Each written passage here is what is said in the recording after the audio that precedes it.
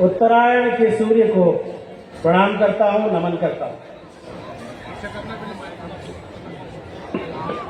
यहां विराजमान सभी देश के कोने कोने से आए बहुत अच्छी जगह चुनी तुमने, बहुत अच्छी। इस धरती के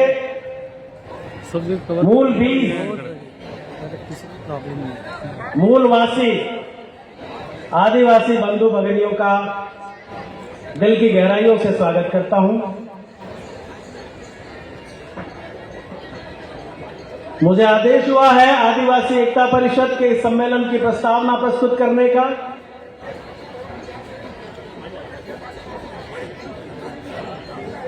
जिस धरती पर आप विराजमान हैं, अभी डोंगर भाई बादल ने बताया था, ये भीलवाड़ा है, भीलों की धरती। हमारे महान पूर्वज महाराज हिरण्यधनु के पुत्र एकलव्य भिल्ल के वंशजों की धरती। बाद में इसका नाम पान खेड़ा पड़ा। ये नाम भी हमारे पूर्वजों ने ही रखा होगा। पान यानी पत्ते और खेड़ा यानी आदिवासियों की आबादी। जो आक्रामक आबादी होती है ना, उसको खेड़ा कहते हैं। यहां के पत्ते भी आक्रामक थे, जैसा हमारा स्वभाव है। तो पान खेड़ा की धरती पे आपका स्वागत है, अभिनंदन है। साथियों, आदिवासी एकता परिषद, इन 3 शब्दों में बहुत बड़ी जान है। आदिवासी, आदिकाल से, युगों युगों से इस धरती पर रहने वाला ही नहीं, इस धरती को बनाने वाला। और एकता,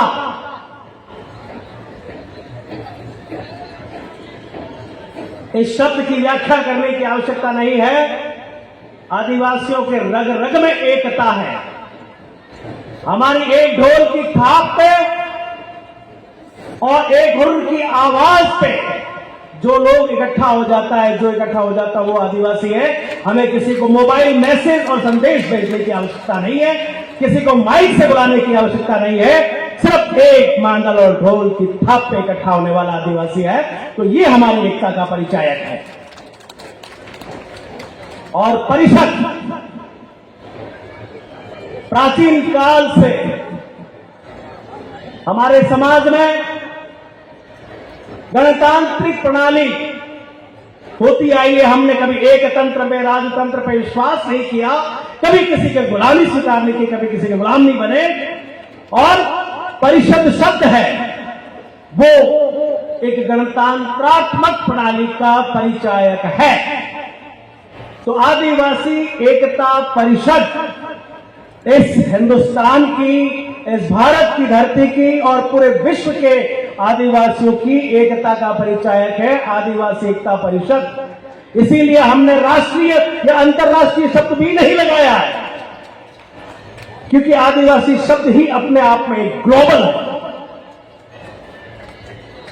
ग्लोबल ही कहा, पूरी गैलेक्सी में फैला हुआ। अभी घोषा पेंटर बता रहे थे ना एलन मस्क की बात, उसकी कंपनी वर्जिन गैलेक्टिक।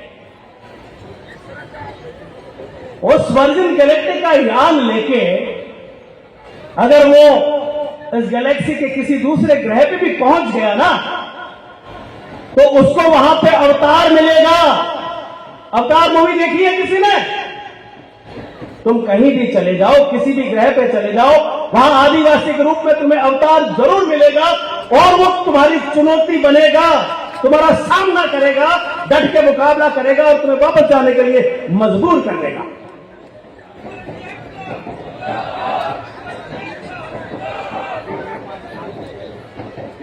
आदिवासी एकता परिषद की यात्रा 1992 में शुरू हुई। महाराष्ट्र के हमारे बुजुर्ग महानुभावों ने आदिवासी एकता परिषद की स्थापना करी थी। शुरू में 4 लोग बैठे होंगे, 5 लोग बैठे होंगे, एक विचार पनपा होगा और ये विचार आज इतना बड़ा पेड़ बन गया है, इतना बड़ा पेड़ बन गया है कि वारू जी की जो कविता है ना, पहाड़ हिलने लगा है। अब ये पहाड़ हिलने नहीं लगा है, पहाड़ अपनी जड़ें पकड़कर बैठ गया है। ये आदिवासी एकता परिषद 1992 से शुरू होके और आज इस मुकाम पे पहुंचा है। इसमें आप सबकी मेहनत, आप सबका एक योगदान है, तभी हम आज जाकर यहां पहुंचे हैं और इस मंच से हम संबोधित कर पा रहे हैं।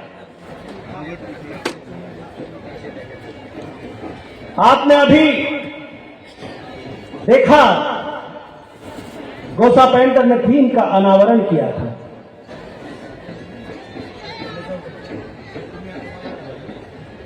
हमने हमारी धरती वंदना करी थी।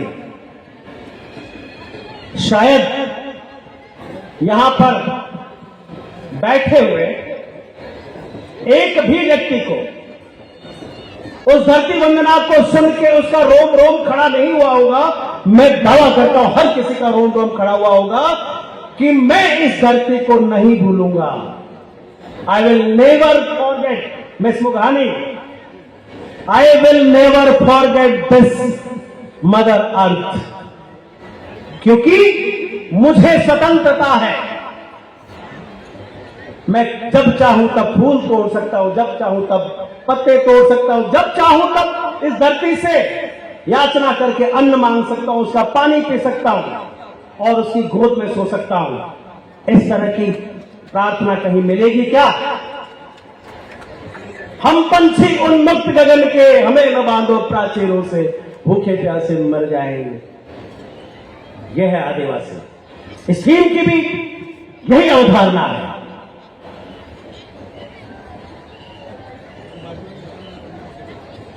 बीचों बीच में एक आदिवासी पुरुष खड़ा है, उसके एक तरफ हम हैं और एक तरफ बाकी दुनिया है। हमें ये देखना होगा कि हम बाकी दुनिया के पीछे भागते भागते कहां तक पहुंच गए,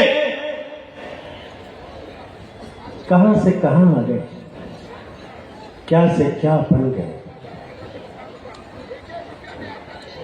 जब इस धरती पे पहला मानव आया होगा, पहला आदिवासी जन्मा होगा, उसने आग का आविष्कार किया, उसने पहिए का आविष्कार किया, जंगल और पहाड़ खोद के उसने धरती को खेती लायक बनाया, अन्न की खोज की, खाने लायक पदार्थों को ढूंढा, भोजन पकाना सीखा और इस दुनिया को अपने पेट भरने का पहला पाठ पढ़ाया होगा।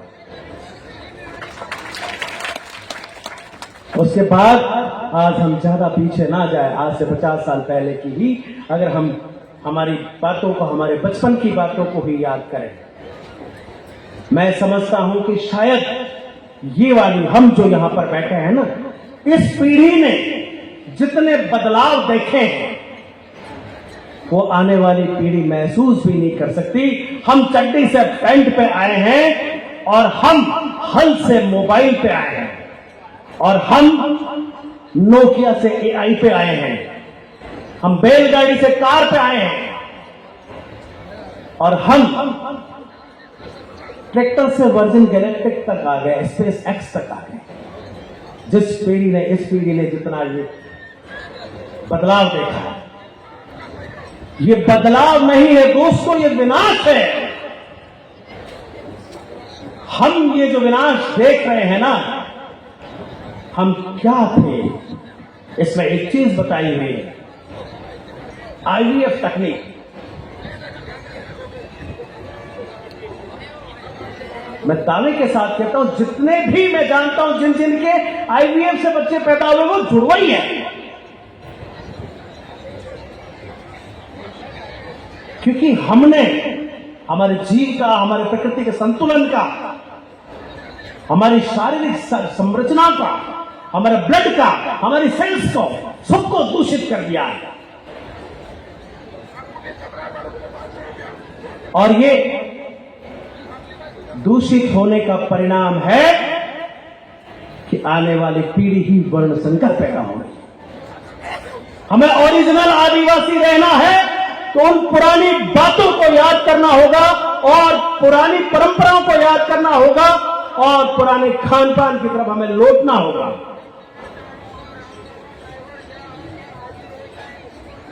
हमने इस महासम्मेलन की थीम रखी है, जो प्रस्तावना में मैं बताने जा रहा हूं, वो रखी है जलवायु परिवर्तन। हम क्या से क्या हो गए हैं, कहां से कहां आ गए, ये सारा का सारा कारण ही जलवायु परिवर्तन है। मित्रों, मैं आपको बता देना चाहता हूं,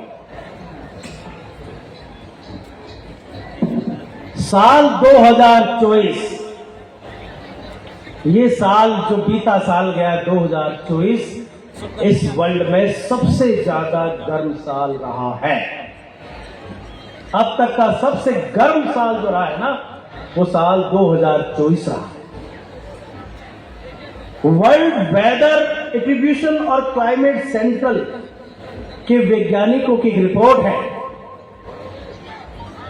उस रिपोर्ट के मुताबिक 2024 में 41 दिन ज्यादा गर्मी पड़ी है, 41 डेज, यानी कि हम 1.25 महीने तक हमने गर्मी को ज्यादा सहन किया है और ज्यादा गर्मी को सहन किया है। और 2024 में इस धरती का जो औसत तापमान है वो 1.5 डिग्री बढ़ गया है।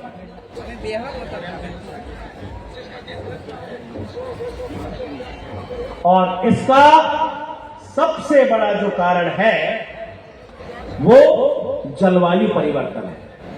3700 लोग मरे, 3700 लोग, वो रिकॉर्ड के अनुसार मरे। जलवायु परिवर्तन के कारण जो समस्या पैदा हुई है उसके कारण 3700 लोग मरे। 3700 तो सिर्फ आंकड़ा है। इंटीरियर जहां हम खड़े हैं, ऐसे अगर आदिवासी गांवों में जाओगे तो पता चलेगा जिनका कोई रिकॉर्ड ही नहीं है, कितने बच्चे।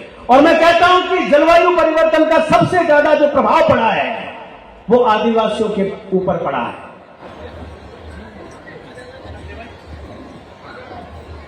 आप इस हाईवे से आए होंगे, जहां जहां से भी 4 लेन निकला है, भारतमाला निकली है, आदिवासी गांवों में अब देखना साइडों में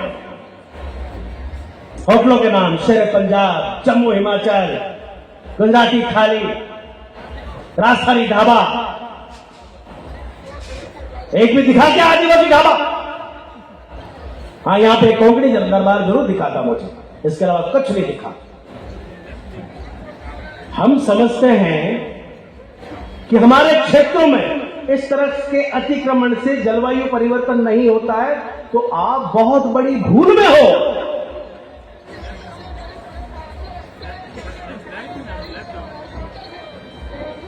जब हमारे बाप दादे मिट्टी के कच्चे मकानों में रहते थे, प्रकृति के बीच में रहते थे, बहुत स्वस्थ होते थे, ऑर्गेनिक फूड खाते थे और बड़े मोटे ताजे तगड़े होते थे, किसी की सेना को हराने में वो सक्षम होते थे। लेकिन आज मैं बताऊं, एक ढाबा जो रोड साइड बना हुआ है, वो एवरेज एक महीने का एवरेज 40 क्विंटल कचरा, 40 क्विंटल कचरा जो 0.2 तापमान बढ़ाने के लिए जिम्मेदार है, वो कचरा उत्सर्जित करता है। और हम समझते हैं कि इनसे क्या फर्क पड़ेगा। एक हाईवे से जाने वाले ट्रक और उनसे निकली हुई गैसें। एक वैज्ञानिक है फ्रेडरिक ओटो, उसने कहा है अध्ययन से 29 देशों का अध्ययन किया था और 29 देशों में उन्होंने वेदर पैटर्न को देखा और उन्होंने कहा कि ये जो जीवाश्म ईंधन है, जीवाश्म ईंधन यानी कि डीजल, पेट्रोल, इनसे निकलने वाली गैसें, ये जलवायु परिवर्तन का बहुत बड़ा कारण है, सबसे बड़ा कारण है। पहले तो हम सोच रहे थे कि ओजोन परत में छेद हो रहा है और इसके कारण जो पराबैंगनी किरणें आ रही है, इससे ग्लोबल वार्मिंग हो रही है। नहीं, हमारे आसपास होने वाली हर चीज, ये प्लास्टिक की बोतल, ये प्लास्टिक की बोतल भी जलवायु परिवर्तन का कारण है। इसको बनने में जो प्रोसेस लगता है और इसके कचरे से जो प्रदूषित चीजें पर्यावरण में फैलती हैं, वो भी जलवायु परिवर्तन का बहुत बड़ा कारण है। ये सम्मेलन, इस सम्मेलन की थीम हमने इसीलिए ये रखी है कि आदिवासी जागरूक होगा तो जलवायु परिवर्तन के खिलाफ लड़ेगा। यहां पर बहुत सारे हमारे नेता विराजमान हैं, जनप्रतिनिधि विराजमान हैं। हमें हमारी जो पहचान है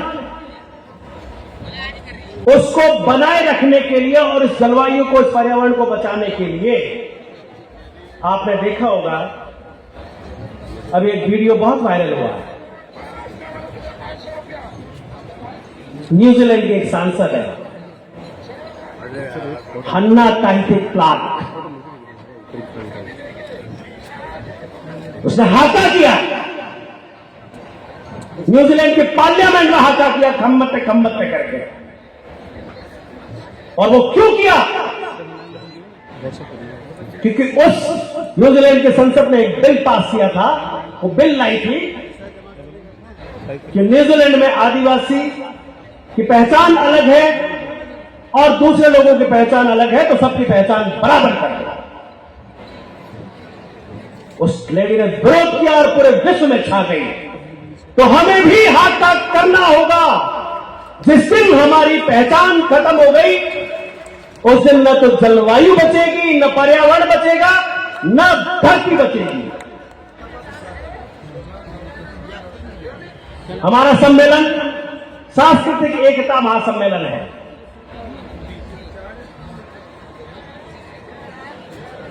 और हम बात करते हैं संस्कृति की और प्रकृति की।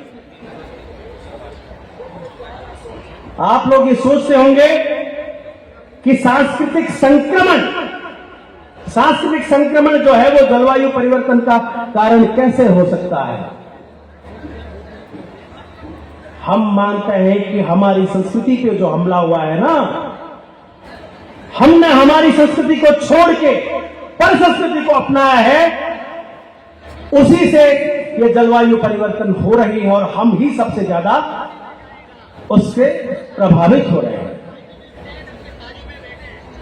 हमने हमारे खेतों में केमिकल का इस्तेमाल करना शुरू कर दिया जो हमारी संस्कृति के खिलाफ है। हमने पशुपालन बंद कर दिया जो हमारी संस्कृति के खिलाफ है। हमने ऐसे कपड़े पहनने शुरू कर दिए जिनको बनने में पर्यावरण का ह्रास होता है, वो हमारी संस्कृति के खिलाफ है। हम नाच गान और गीतों से सुर और तान फेंकते थे प्रकृति में, उसको बंद करके हम डीजे पे आ गए, ये भी जलवायु परिवर्तन का कारण है। इसलिए साथियों, हमें जलवायु को बचाना है, इस पृथ्वी को बचाना है, तो संस्कृति की ओर लौटना होगा और संस्कृति की ओर लौट के हमें प्रकृति को बचाना होगा, प्रकृति की ओर लौटना होगा। आज ये संदेश सब लेके जाए। हमारी किसी ने खोज नहीं करी है, हमने सबको खोजा है, धरती को हमने खोजा है, तुमको जीवन हमने दिया है।